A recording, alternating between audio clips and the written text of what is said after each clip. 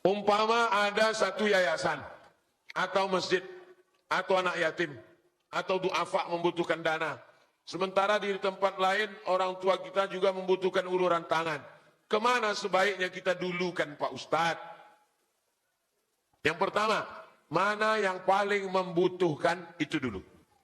Yang ini lapar, tapi dia masih biasa bilang lapar, lapar. Yang ini lapar juga, tapi lapar betul. Tak sampai ke ujung, lap, lap, lap. Ah, ini dulu. Karena ini parah, ini tak sampai 2 jam lagi meninggal. Kalau ini masih bisa bilang, pisang Pak, pisang. Kalau ini habis agak sini dulu. Hah? Mana yang paling membutuhkan? 2, wal jarizil qurba wal jaril junubi. Yang ini jar tetangga kurba dan kerabat. Tetangga sekaligus kerabat. Yang ini tetangga saja, tidak kerabat. Yang ini dulu kan, tetangga dengan kerabat. As-sadaqatu 'alal fuqara shadaqah. Was-sadaqatu 'alal qurba shadaqatun wasilah. Sedekah untuk orang miskin nilainya cuma 1, sedekah. Tapi sedekah kepada kerabat yang miskin nilainya 2, sedekah dan silaturahim. Tapi biasanya orang kalau ada keluarga, ada orang lain, siapa duluan ditolongnya? Keluarga apa orang lain? Orang lain. Kenapa orang lebih mau membantu orang lain? Karena kalau membantu orang lain itu nama harum semerbak. Bapak itu baik. Tapi kalau keluarga dikasih 10.000 lah. Maka ini ada skala prioritas. Tinggal di Pekanbaru, kampung di jauh di mata. Ada kawan yang susah, ada pakai miskin, pakai skala prioritas. Duit berapa? 100.000. Yang ini 30.000, yang ini 50.000, yang ini 20.000. Semuanya dapat insya Allah. Rezeki dari Allah, Allah akan ganti. Wa ma tunfiqu min khairin ya'lamullah. Apapun yang kau kasih, Allah tahu. Wa ma tunfiqu min khairin yuwaffa ilaikum. Yang kau berikan untuk agama Allah, saudaramu, Allah akan ganti insya Allah. Apa doa Nabi? Apa doa malaikat untuk orang yang bersedekah? Allahumma ati munfiqan khalafa. Orang yang bersedekah kasihlah dia ganti ya Allah. Orang yang pelit Pak Ustadz didoakan malaikat juga. Apa kata malaikat? Allahumma ati mumsikan talafa. Orang yang pelit binasakanlah dia ya Allah. Hati-hati. Yang pelit-pelit nanti balik dari sini pertama selop hilang. Habis itu helm hilang. Habis itu lama-lama laki hilang. Bagaimana pendapat Ustadz ikut lomba hadiahnya pakai uang pendaftaran? Kita 10 nih. 10 peserta. Daftar 100.000. 100. Berapa terkumpul? Terkumpul 1 juta. Habis itu kami pun dikasih pancing. Memancing ikan dalam kolam. Ikannya kenyang semua. Udah kenyang 1 ekor pula tuh. Dari jam 8 pagi sampai jam 8 malam.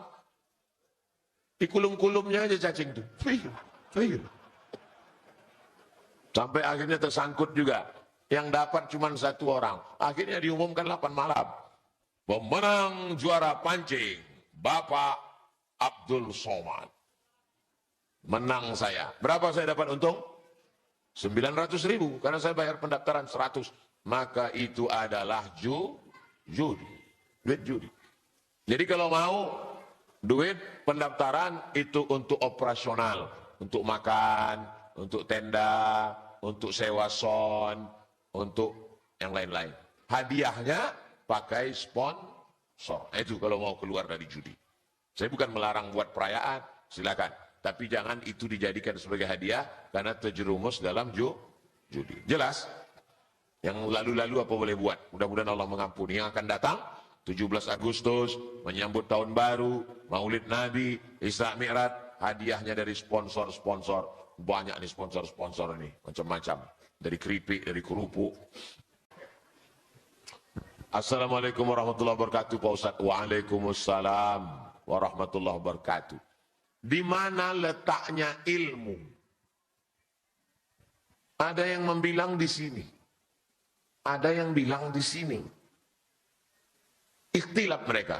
Katanya di sini. Dalil yang mengatakan di sini. Afala ta'qilun. Afala yatadabbaruna al-Quran am ala qulubin aqfaluha. Kenapa mereka tidak memikirkan Quran? apakah hatinya terkunci? Kalau begitu berpikir itu di sini. Kalau satu lagi enggak, berpikir itu di sini, kata dia. Maka dua-duanya betul.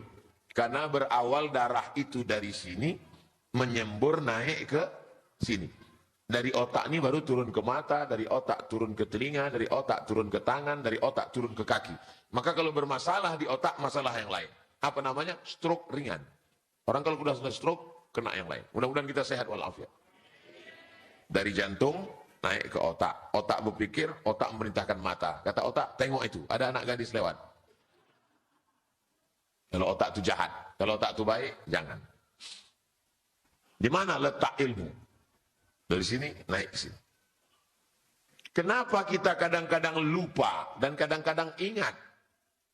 Faktor umur. Faktor umur. Saya dulu waktu baru pulang dari Mesir, saya kumpulkan pertanyaan jamaah itu. Waktu pulang dari Maroko kalau pengajian, kumpulkan. Habis tanya, baru saya jawab. 1, 2, 3. Sekarang, nama orang pun payah ingat. Kenapa? Faktor umur. Tak bisa dilawan. Yang kedua, maksiat. Syakautu ila waqi'in su'a hifzi. Aku melapor kepada guruku Imam Waqi', hafalanku rusak. Fa'arsyadani ila tarkil ma'asi. Kata guruku, tinggalkan perbuatan maksiat. Li'annal ilma nurun. Karena ilmu ini cahaya. Wa nurullahi la yuhda lil 'asi. Cahaya tidak diberikan Allah kepada pelaku maksiat. Jadi kalau kita sudah sholat, sudah zikir, sudah puasa, tetap juga lupa, itu berarti faktor usia yang tak bisa dilawan. Alhamdulillah. Fatihah masih ingat, itu dah alhamdulillah. Nah, jangan sampai Fatihah minta ingat, na'udzubillah. Dengan ilmu yang kita pelajari dari kecil, apa penyebabnya kita lupa Pak Ustadz? Faktor usia, faktor maksiat. Dua itu yang dikatakan para ulama. Apa makanan biar supaya lengket hafalan Pak Ustadz? Banyak-banyak makan tepung sagu. Lengket dia kan? Apa hukum KB bagi ibu-ibu yang tidak ingin punya anak? Karena takut tak bisa membiayai pendidikan di tempat yang baik. Pondok pesantren misalnya. Atau takut tak bisa mendidiknya menjadi anak yang soleh-solehah. Yang nantinya malah akan menyeretnya ke neraka. Atau karena suami sifatnya cuek menjadi penjudi online narkoba. Sehingga istri malas memiliki menambah tak mau punya anak. Ini bertanya apa curhat? Sudah cukup membesarkan anak yang ada sehingga dengan KB sampai menopause. Bagaimana hukumnya Pak Ustaz? Tazawwajul walud al-wadud. Nikahilah perempuan yang subur, yang banyak anak dan penyayang. Itu artinya disuruh cari istri yang subur supaya banyak anak. Kalian yang belum nikah, yang udah tak usah senyum-senyum lagi. Yang belum nikah, kalian cari perempuan yang subur. Dari mana kita tahu dia subur? Mana boleh dites duluan? Makanya waktu kenalan tanya, Dek, mak kau berapa anaknya? Mak aku anaknya 12, bang. Gua banget nih. Begitu. Cari perempuan yang subur. Kenapa? Inni mukasirum bikumul umam. Aku, kata Nabi, Nabi yang paling bangga pada hari kiamat karena umatku paling banyak. Saya doakan bapak-bapak punya anak 12 semua. Amin. Kenapa takut kalian? Dulu dikatakan orang Indonesia tak boleh banyak punya anak. Cukup 2 saja. Waktu zaman saya sekolah dulu, aliyah. Saya taman aliyah 96. Waktu itu sedang heboh-hebohnya BKKBN. Program cukup 2 anak. Ada duit limper, ingat duit limper. 5 perak. Gambarnya ibu, anak, 2 sama bapak. Apa katanya? Tak boleh punya anak. Sekarang kita ketakutan sama orang Tiongkok mau datang. Kenapa? Karena mereka penduduknya. India sekarang penduduknya 1,4 miliar. Cina sekarang penduduknya lebih 1 miliar. Indonesia tak sampai 300 juta. Sementara tanah kita luas. Bumi kita penuh. Minyaknya banyak. Kita kekurangan warga negara sekarang. Kalian cepat nikah. Kalau bisa 1, 2, 3, 4. Siap? Kalian mesti punya anak banyak-banyak. Umat Islam mesti kuat. Sebab kita menghadapi tantangan yang luar biasa. Jelas? Adapun hukum KB terbagi 2. Yang pertama, tanzimun nasal, mengatur kelahiran. 3 tahun, 3 tahun, 3 tahun. Yang kedua, tahdidun nasal, membatasi kelahiran. KB 2 jenis. Yang tahdid, misalnya laki-laki vasektomi, dipotong kabel itu, akhirnya dia tak bisa lagi, senapan angin itu meletus, cuman senapan itu hidup, cuman tak berpeluru dia lagi. Nah, vasektomi hukumnya haram. Kenapa? Karena dia memutus keturunan. Tak boleh dalam Islam memutus keturunan. Kalau perempuan yang putus tak punya anak lagi, itu namanya steril. Kalau perempuan sudah di steril, dia tak punya anak lagi. Haram hukumnya steril. Kecuali satu, perempuan yang melahirkan anak melalui sesar.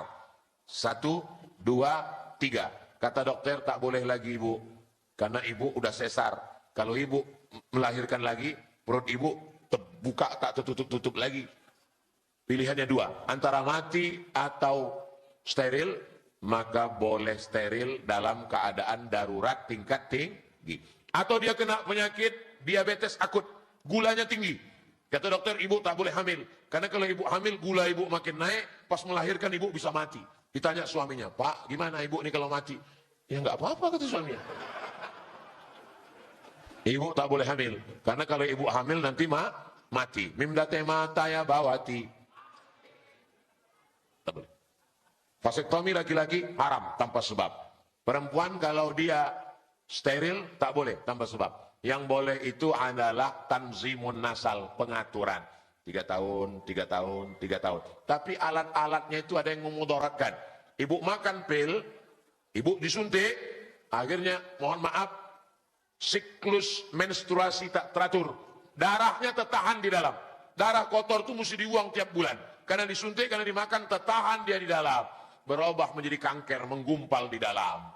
Kanker macam-macam, akhirnya ibu mati. Gara-gara bapak yang tidak bertanggung jawab. Mau enaknya saja, memang laki setan. Jelas? Kaitannya dengan perkataan Imam Malik, beliau pernah bertanya kepada seorang pemuda Quraisy, ta'allam al-adab qabla an tata'allam al-ilm. Beliau belajar adab 16 tahun, belajar ilmu 4 tahun. Pertanyaan saya, kenapa belajar adab jauh lebih lama dibandingkan belajar ilmu? Adakah kitab khusus membahas kaitannya dengan adab? Misal kita belajar wudhu, kemudian ada kitab membahas tentang adab. Dan wudhu, kita belajar fikih solat, kemudian ada membahas adab. Kitab adab yang paling hebat di dunia adalah kitab Ihya Ulumuddin, 4 jilid, Imam Abu Hamid Al-Ghazali, meninggal tahun 505 Hijrah. Tak ada kitab adab yang lebih hebat lagi daripada itu. Makanya ada 3. Akidah kita Imam Abdul Hasan Al-Ash'ari, fikih kita Imam Muhammad bin Idris Asy-Syafi'i, tasawuf kita Imam Abu Hamid Al-Ghazali. Kalau belum bisa bahasa Arab, cari terjemahnya. Kenapa adab lebih tinggi? Karena semua tujuan ibadah adalah adab. Salat, inna salata tanha 'anil fahsya. Adab. Kalau salatmu betul, kau selamat dari fahsya dan mungkar. Mungkar, judi, khamar. Fahsya, perbuatan yang terkait dengan seksual. Puasa tujuannya adalah adab. Ya ayyuhalladzina amanu kutiba alaikumus syiyam kama kutiba alal ladzina min qablikum la'allakum takut kepada Allah, adab. Haji, faman farada fihinnal hajja fala rafasa wala fusuqa wala jidal. Jangan rafas, jangan jahat seksual. Wala fusuk, jangan jahat secara non seksual. Wala jidal, jangan jahat lidah kasar, cakap, sumpah serapah, caci maki. Semuanya adab. Iman, Islam, puncaknya adalah ihsan. Datang Jibril bertanya kepada Nabi, akhbirni anil iman. Antu'mina billah wa malaikatihi wa kutubihi wa rusulihi wal yawmil akhir wa bil qadari khairihi wa syarrihi. Akhbirni anil Islam. Anta syahada an la ilaha illallah wa anna Muhammadar Rasulullah wa tuqima shalah wa tu'tiya zakah wa tusammura wa tasuma ramadan wa tahujjal baita in istata'ta ilaihi sabila. Tapi ada puncaknya lagi, ihsan. Apa itu ihsan? Adab. Anta abudallaha ka'annaka tarah. Kau beribadah seakan-akan kau tengok Allah. Fa illam takun tarahu fa innahu yaraka. Kalau kau tak bisa melihat Allah, rasakanlah bahwa engkau dilihat oleh Allah. Merasa dilihat Allah adalah puncaknya ihsan. Itu adalah adab. Adab fauqal ilmi. Adab lebih tinggi daripada ilmu. Saya lebih suka orang yang ilmunya biasa-biasa saja beradab daripada orang banyak hafal ayat, banyak hafal hadis tapi kurang ajar. Kalau cerita masalah ilmu, yang paling tinggi ilmunya adalah iblis. Iblis lebih tinggi daripada malaikat. Wa iz qulna lil malaikati isjudu li Adam fasajadu illa iblis. Iblis itu selevel dengan malaikat. Malaikat pun berguru kepada dia saking tingginya. Tapi ketika disuruh bersujud pada Adam melawan Allah, kena di pasal adab. Iblis tidak pernah syirik. Mana ada pernah cerita iblis syirik? Siapa yang menggoda iblis? Iblis digoda setan. Mana mempan? Anak buah dia semua. Iblis itu kena pasalnya di adab, melawan perintah Allah, tak mau bersujud kepada Adam. Ditanya Allah, "Ma mana'aka alla tasjuda li Adam iz amartuk?" Kenapa kau tak mau sujud kepada Adam? Apa kata iblis? "Khalaqtani min nar." Aku kau ciptakan dari api. Wa khalaqtahu min tin. Dia dari tanah. Ana khairum minhu. I am better than him. Aku lebih mulia daripada dia. Kenanya di adab. Jadi kalau ada orang ilmunya banyak, lalu dia katakan aku lebih mulia dari dia, berarti dia titisan iblis. Mudah-mudahan kita semuanya berilmu dan beradab insyaallah. Anak-anak kita semuanya baik akidahnya, baik ibadahnya, baik akhlaknya insyaallah. Suami-suami yang tadi yang malas-malas, yang marah-marah, insyaallah berubah menjadi suami yang soleh-soleh semua. Suami yang sholatnya di masjid, suami yang soleh. Suami yang sholatnya di rumah, suami solehah. Bagaimana cara menghadapi suami pemalas dan suka marah-marah?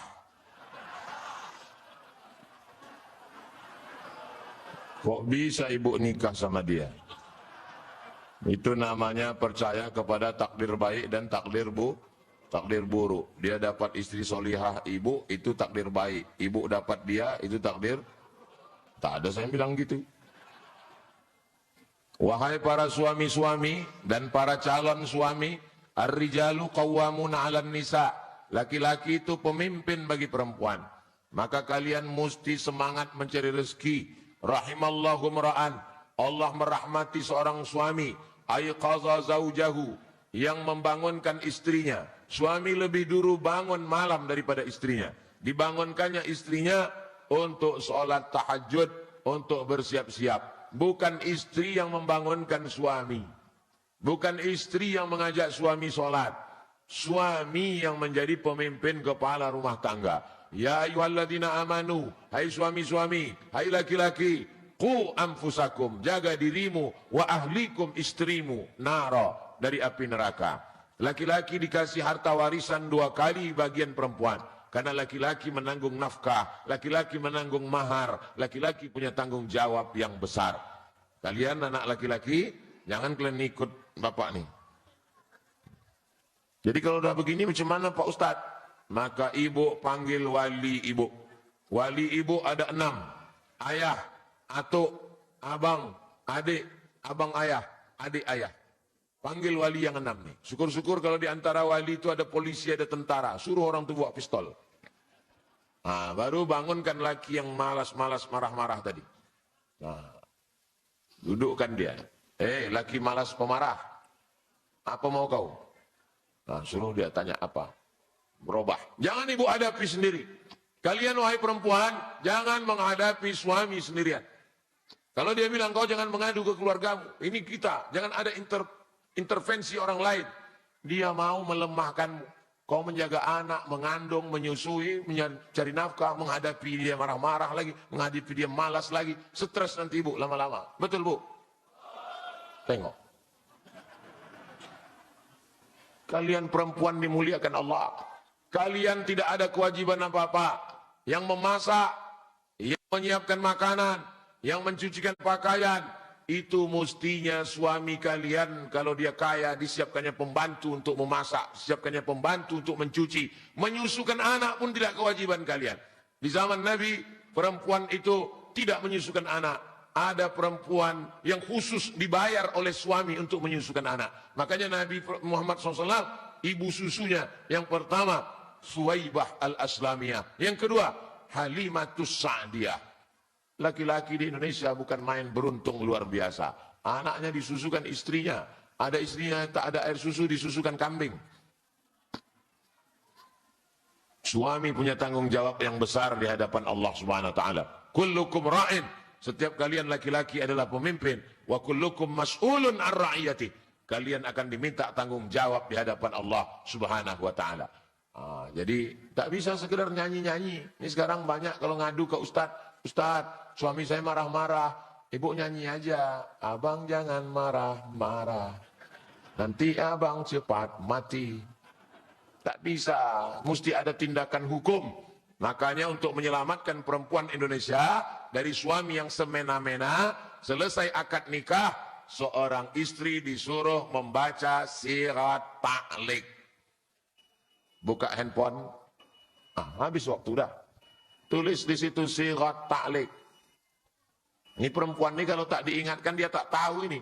Dulu waktu lakinya membaca sirat ta'liq dia asik berfoto aja. Buka balik sirat ta'liq itu. Yang dibaca suamimu dulu habis akad nikah. Sirat ta'liq. Udah nampak? Sirat ta'liq nanti print, tempel di pintu kamar dia besar-besar. Nih bunyi sirat ta'liq. Kalau dia meninggal, saya meninggalkan selama 2 tahun berturut-turut. 2. Tidak memberi nafkah wajib 3 bulan. Nih, malas cari nafkah, tak ada duit, mengamuk-ngamuk.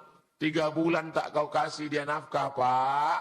3. Menyakiti badan jasmani. 4. Membiarkan, tidak memperdulikan. Ditinggalkannya kalian 2 tahun. 3 bulan tak dikasihnya nafkah. Menyakiti jasmani. Membiarkan, maka kalian perempuan pergi ke hakim. Maka hakim menjatuhkan talak 1, jatuhlah kepadanya. Ini kompilasi hukum Islam Indonesia untuk menjaga perempuan dari laki yang malas dan suka mengamuk-ngamuk tadi. Jelas laki-laki malas suka mengamuk?